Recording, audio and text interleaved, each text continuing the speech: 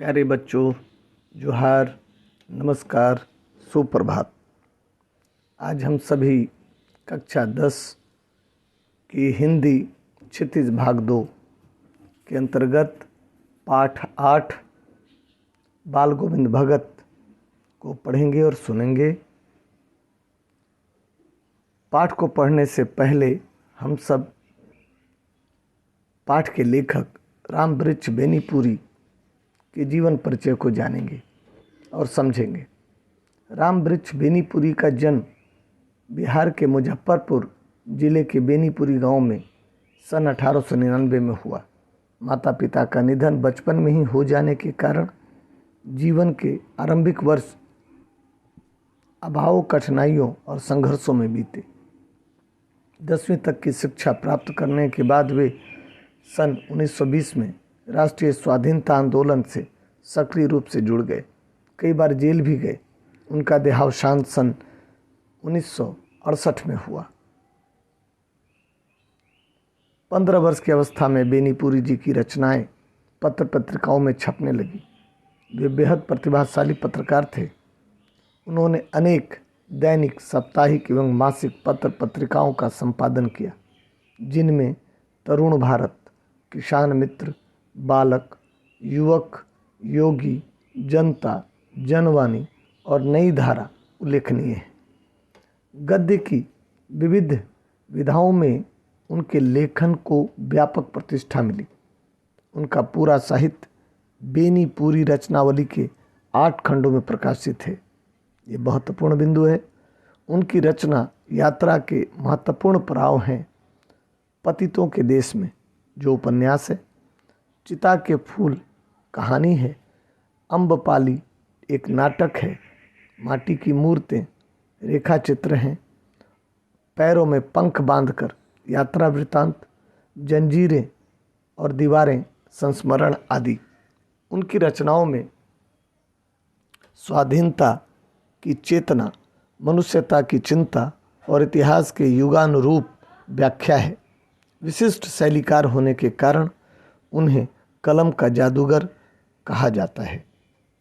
ये बड़ा महत्वपूर्ण है। कलम का जादूगर किसे कहा जाता है, आज हमने जाना, रामवृक्ष बेनीपुरी को। आइए बाल गोविंद भगत पाठ के मुख्य भाव को समझें। बाल गोविंद भगत रेखा चित्र के माध्यम से लेखक ने कैसे विलक्षण चरित्र का उद्घाटन किया है, जो मनुष्यता, लोक संस्कृति और सामूहिक चेतना का प्रतीक है। अब यहाँ रेखा चित्र मतलब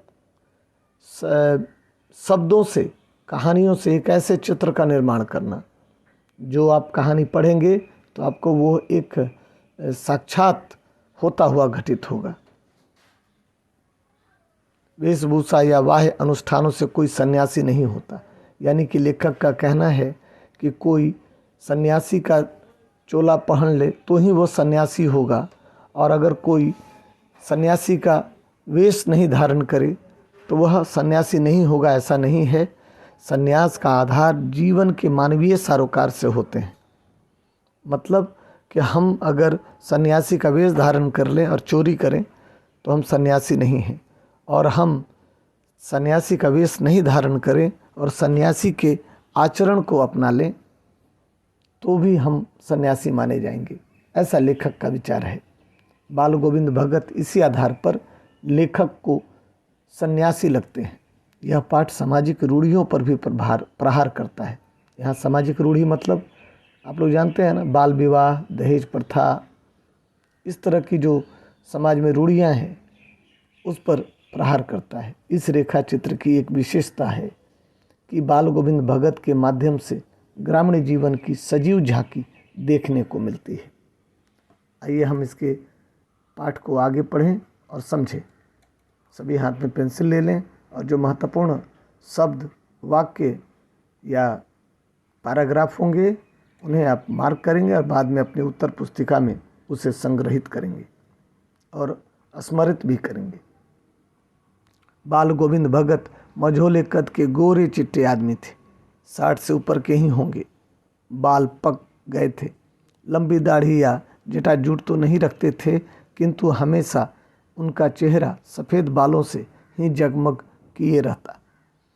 कपड़े बिल्कुल कम पहनते, कमर में एक लंगोटी मात्र और सिर में कबीर पंथियों की सी कनफटी टोपी। जब जाड़ा आता एक काली कमली ऊपर से ओढ़े रहते। मस्तक पर हमेशा चमकता हुआ रामानंदी चंदन, जो नाक के एक छोर से ही औरतों के टीके की तरह शुरू होता।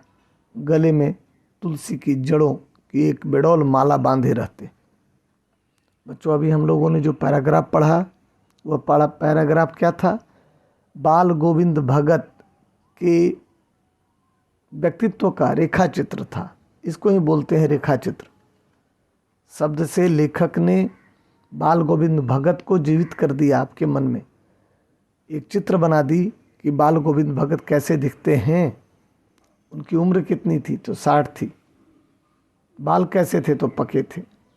दाढ़ी थी, हाँ लंबी थी। जटाजूट तो नहीं रखते थे, किंतु हमेशा चेहरा सफ़ेद बालों से जगमग किए रहता। कम कपड़े पहनते, एक लंगोटी मात्र पहनते। सिर पर कबीर पंथी की कनफटी टोपी रखते। जाड़ा आता तो काली कमली ऊपर से ओढ़ लेते। रामानंदी चंदन मस्तक पर लगाए रहते थे, जो नाक से लेकर ऊपर ललाट तक होता। तुलसी की माला पहने होते थे। ये थी उनका रेखा चित्र। ऊपर की तस्वीर से यह नहीं माना जाए कि बाल गोविंद भगत साधु थे। नहीं, बिल्कुल गृहस्थ यानी उनकी अपनी घर था, उनका अपना परिवार था, परिवार में सदस्य थे। उनकी गृहिणी की तो मुझे याद नहीं, उनके बेटे और पुतोहू को तो मैंने देखा था। थोड़ी खेतीबाड़ी भी थी, एक अच्छा साफ सुथरा मकान भी था। अब यहाँ फिर प्रश्न आता है, बाल गोविंद भगत के घर में कौन थे? लेखक को बाल गोविंद भगत के घर में बेटा और पुतोहू दिखे थे। और उनका रोजगार क्या था? तो खेती। किंतु खेती बाड़ी करते, परिवार रहते भी बाल गोविंद भगत साधु थे। साधु की सब परिभाषाओं में खड़े उतरने वाले। कबीर को साहब मानते थे। आप लोगों ने कबीर का गीत सुना ना, गाया है ना क्लास 9 में।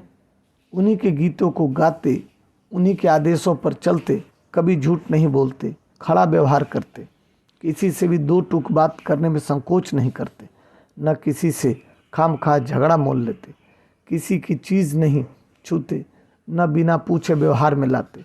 इस नियम को कभी कभी इतनी बारीकी तक ले जाते कि लोगों को कौतूहल होता। कभी वह दूसरे के खेत में शौच के लिए भी नहीं बैठते। वह गृहस्थ थे, लेकिन उनकी सब चीज़ साहब की थी। जो कुछ खेत में पैदा होता, सिर पर लाद कर पहले उसे साहब के दरबार में ले जाते, जो उनके घर से 4 कोस दूर पर था। एक कबीर पंथी मठ से, मतलब वह दरबार में भेंट रूप रख लिया जाता। प्रसाद रूप में जो उन्हें मिलता उसे घर लाते और उसी से गुजर चलाते। एक दूसरा उनका चरित्र चित्रण है कि वो कैसे दैनिक क्रिया करते थे और किस तरह के विचार रखते थे, कैसी भावनाएं थी उनकी। इन सब के ऊपर मैं तो मुग्ध था उनके मधुर गान पर, जो सदा सर्वदा ही सुनने को मिलते। कबीर के वे सीधे साधे पद जो उनके कंठ से निकलकर सजीव हो उठते। यानी बाल गोविंद खाली समय में क्या करते? कबीर पंथी यानी कबीर के दोहे गाते थे। आषाढ़ की रिमझिम है, समूचा गांव खेतों में उतर पड़ा है। कहीं हल चल रहे हैं, कहीं रोपनी हो रही है। धान के पानी भरे खेतों में बच्चे उछल रहे हैं। औरतें कलेवा लेकर मेड़ पर बैठी हैं। कलेवा यानी जब पुरुष खेत में काम करते हैं तो दोपहर के भोजन को लेकर औरतें टोकरी में लेकर जाती हैं, उसे ही कलेवा कहा जाता है। पर बैठी है। आसमान बादल से घिरा, धूप का नाम नहीं, ठंडी पुरवाई चल रही। ऐसे ही समय अपने कानों में एक स्वर तरंग झंकार सी कर उठी। यह क्या है? यह कौन है? यह पूछना न पड़ेगा। बाल गोविंद भगत समूचा शरीर कीचड़ में लिथड़े अपने खेत में रोपनी कर रहे हैं। उनकी उंगली एक एक धान के पौधे को पंक्तिबद्ध खेत में बिठा रही है। उनका कंठ एक एक शब्द को संगीत के जीने पर चढ़ाकर कुछ को ऊपर स्वर्ग की ओर भेज रहा है। संगीत के जीने यानी सीढ़ी स्वर्ग की ओर भेज रहा है, और कुछ को इस पृथ्वी की मिट्टी पर खड़े लोगों के कानों की ओर। बच्चे खेलते हुए झूम उठते हैं। मेड़ पर खड़ी औरतों के होंठ कांप उठते हैं। वे गुनगुनाने लगती हैं। हलवाहों के पैर ताल से उठने लगते हैं। रोपनी करने वालों की उंगलियां एक अजीब क्रम में चलने लगती हैं। बाल गोविंद भगत का यह संगीत है या जादू? प्रश्न आएगा।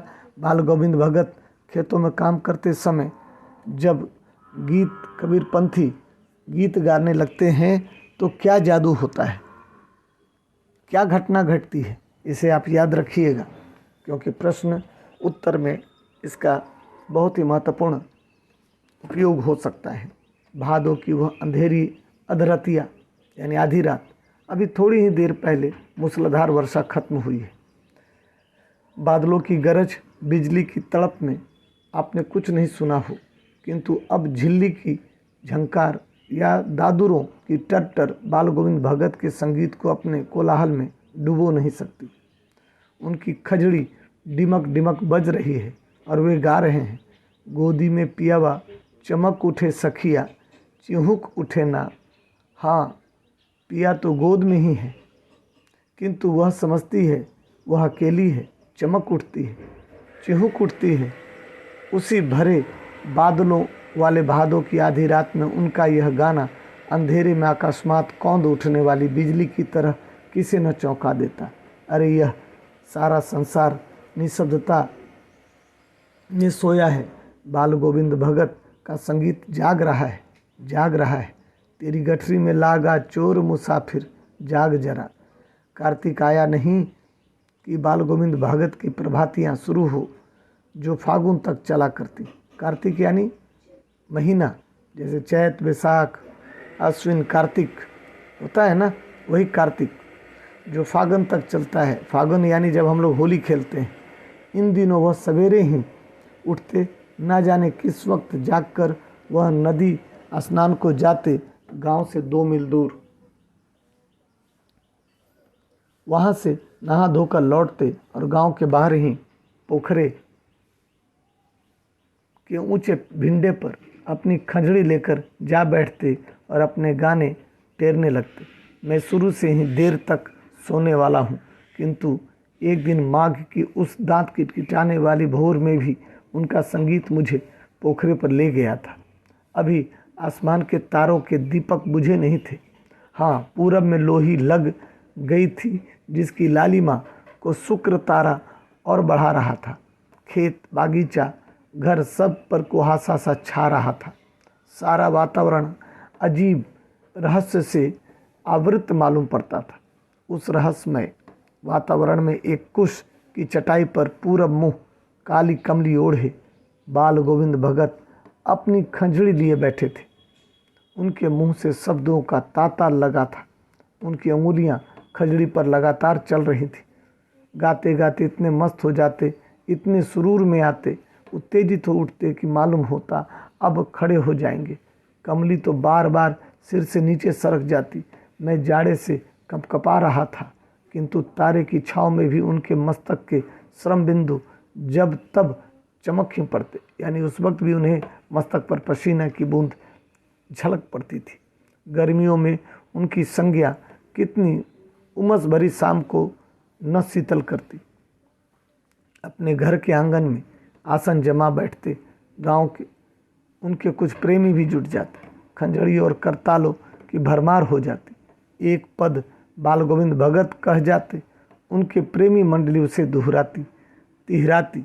धीरे धीरे स्वर ऊंचा होने लगता, एक निश्चित ताल, एक निश्चित गति से। उस ताल स्वर के चढ़ाव के साथ श्रोताओं के मन में भी ऊपर उठने लगते। धीरे धीरे मन तन पर हावी हो जाता। होते होते एक क्षण ऐसा आता कि बीच में खंजड़ी लिए बाल गोविंद भगत नाच रहे हैं और उनके साथ ही सबके तन और मन नृत्यशील हो उठे। सारा आंगन नृत्य और संगीत से ओतप्रोत है। बाल गोविंद भगत की संगीत साधना का चरम उत्कर्ष उस दिन देखा गया जिस दिन उनका बेटा मरा। इकलौता बेटा था वह। कुछ सुस्त और बोदा सा था। अब उनके बेटे का चरित्र चित्रण हो रहा है। ध्यान से देखेंगे रेखा